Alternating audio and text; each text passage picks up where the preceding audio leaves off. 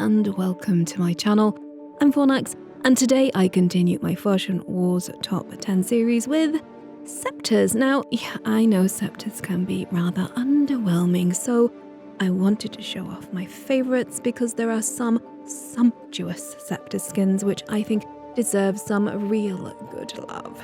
Now, as ever, beauty is very much in the eye of the beholder, so I invite you, my fantabulous viewers, to share your favourites at Crichton_Herald, and I will sprinkle your fantastic screenshot eye candy to the Twitterverse and beyond. Now, if you are hoping for some lovely legendary action here, sadly, nope. They are just too epic for a standard top 10 video, but rejoice, for I made a top 10 legendary showcase already. If you click the exclamation mark in the top right hand corner of your screen, you can jump to that fantastic video. Well, as fantastic as my videos ever get. Anyway, if you don't want to miss my fantastically mediocre Fashion Wars content, do subscribe and click that little bell icon to be sure to see all my videos as and when they are released. I do make brand spanking new content every week. There are timestamps below and links to the Guild Wars 2 wiki, so that if any of these sumptuous Sceptre skins in the showcase today pique your interest, well, you know where and how to unlock them. So let us tarry not and let the revelry begin as we enjoy some Fashion Wars frippery, starting with the Funerary Sceptre. Inspired by the gilded beauty of ancient Egypt and its 5,000 years of artistic enlightenment, funerary skins are a joy to behold. Warjet, patroness of the Nile Delta and protector of all Lower Egypt, was often depicted as an urias, known more commonly today as a hooded cobra. This sumptuous sceptre's sun-kissed gleam and a delicate particle effect captivates the eye and hints at the hidden power of these ancient and antique weapons.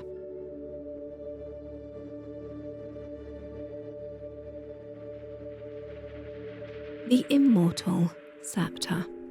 The immortal weapons look like they have been fashioned from primordial amethyst. The Celtic-inspired knotwork of its crown marries well with the sharp, sweeping bladed edges, making the sceptre look both elegant and dangerous.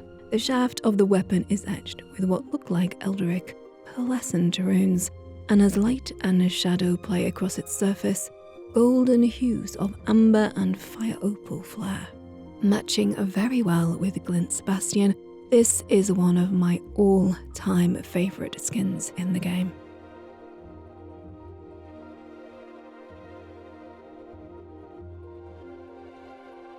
Zaitan's Reach, for those who are bold enough to embrace the darkness and skilled enough to wield the unforgiving magic of life and death. Zaitan's Reach is a striking totem.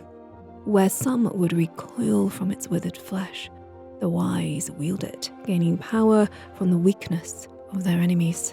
A great counterpoint to the pretty Princess Particle Effect stacked ones, this skin is dark, rendered to perfection, and sure to be a conversation starter in any of the local taverns. It's also super handy for getting into those hard-to-reach places. Caution, fingers have been known to fall off. Bloodstone Sceptre. Originally created by the lost race of seers, the first Bloodstone was used to hide the magics of the world from the previous rising of the dragons. Later, the Bloodstone was used by Abaddon, the fallen god of secrets and water, to gift humanity with magic. And that is why many in the lore community, myself included, consider Abaddon to be the Prometheus of the Guild Wars universe. Beautifully rich in lore and unashamedly gothic in its aesthetic, Bloodstone weapons are understatedly awesome.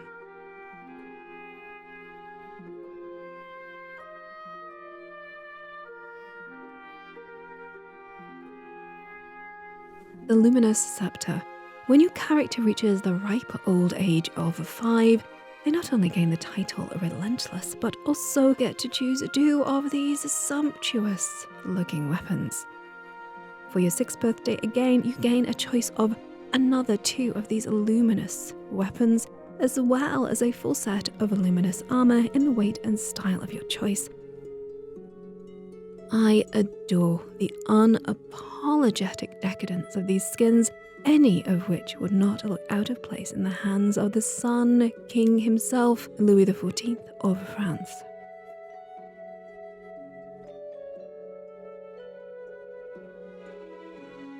Defiant Glass. Now, I genuinely adore the Defiant Glass weapon set. In fact, I did an entire showcase on them, links again in the top right hand corner of your screen if you want to see all those glorious beauties. Now, the sceptre was inspired by Lissa, goddess of beauty, water and illusion. It is said that Lissa embodies the hope and beauty of all humanity. Once revered in Babi, the festival of Lys was celebrated at the Mirror of Lys, a lake of the Grand Court of Shibalik. Sadly, that once sacred place is now corrupted by Krautkatoit's brand.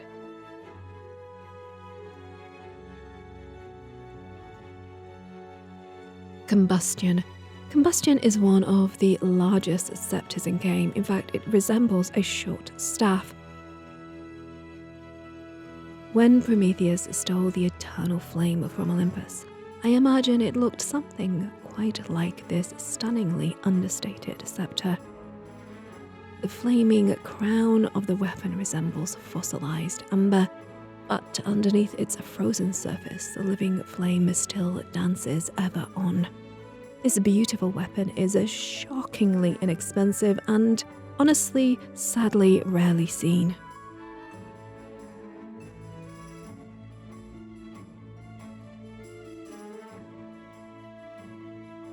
The Onyx Lion Sceptre. The Onyx Lion weapon skins have an air of imperial Rome about them, opulent and ornate. These stunningly rendered works of art do not need flashy particle effects, nor do they need to be scaled up to impress. They radiate wealth, power, and the conquest required to amass both. The treasures of an empire are focused at its heart, and Nero himself would look fitting cradling this sceptre in the gilded throne of the last god king.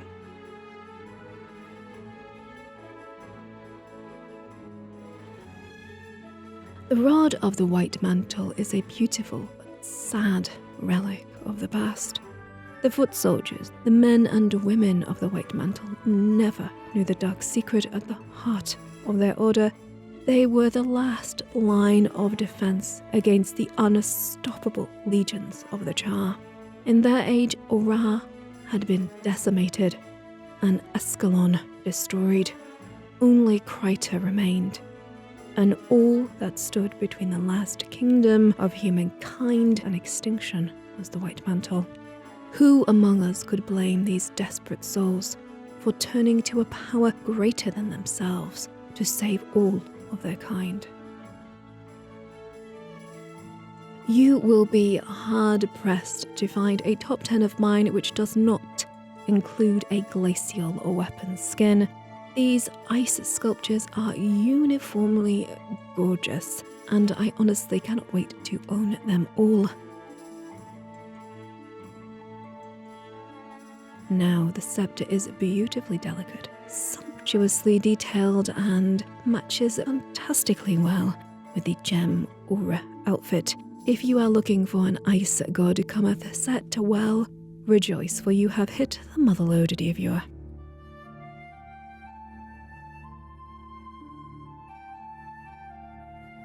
Obsidian weapons.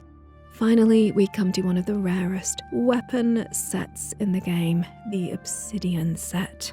This intricate, Harlequin-esque sceptre is a work of art that would fit equally well in the Tate Modern as it would on any lavish chessboard. Its subtle design and muted colour palette are a feature, not a bug. It has presence without having to scream at the top of its lungs for attention, and anyone who has worked hard enough to wield it, well, they know its worth. I love its understated look, its clean lines, its delicate, intricate, beautiful details. So love them or loathe them, that is my top 10 sceptres, do please share your most loved skins with me either in the comments below or at Crichton_Herald. And if you enjoyed this video, please like, share, subscribe, ring that little bell, and do please show some love to Ada, Cub, Molini, Sarazu, Jolly Joestar, Kyle, Nelson, Hain, Dark Griever, and all my wondrous, fantabulous patrons, without whom I will be unable to dedicate the time and resources I do to my content creation. And if you would like to join their ranks, there are links below. Now, if you feel inspired to jump into Guild Wars 2 and try out some Fashion Wars yourself, there are referral links below to the free-to-play game, the Heart of Thorns expansion, and the Path of Fire expansion 2, thanks to the generosity of Arenanet and their partner program, of whom I am a proud affiliate. Using any of these referral links directly supports my channel. Now, I sincerely hope you will join me again very soon for more Guild Wars 2 goodness. But until then, as always, thanks for watching.